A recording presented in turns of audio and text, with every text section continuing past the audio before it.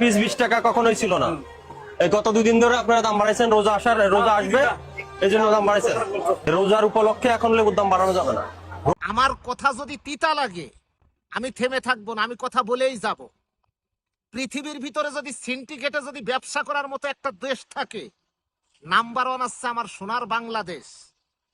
আমি সৌদি প্রবাসী, আমি এই সৌদি আরবের কথাই বলি। এই সৌদি আরবে প্রত্যেকটা ব্যবসায়ী তারা 11 মাস ব্যবসা করে। এই রমজান মাস যখন আসে প্রত্যেকটা মালে তারা ডিসকাউন্ট দেয়। আর আমার সোনার বাংলাদেশ তারা 11 মাস যতটুক চষে ওত পাইতে থাকে এই রমজান মাসের জন্য, যে রমজান মাসে আরো বেশি করে তারা চষে। একটা লেবু শুধু 20 টাকা না, প্রত্যেকটা জিনিসের দাম তারা এই রমজান মাসে বেশি করে দেয়। তা দুঃখের কথা কি বলবো, এই সোনার বাংলা নিয়ে গর্ব করা যায়। বিভিন্ন দেশ একটু সওয়াবের আশায় এই সাধারণ মানুষের জন্য প্রত্যেকটা জিনিসের দাম কমায়, আর তারা ওত পাইতে থাকে এই রমজান মাসের আশায়, যে রমজান মাসে সুন্দর করে চুষে নেব। এটাই বাস্তব।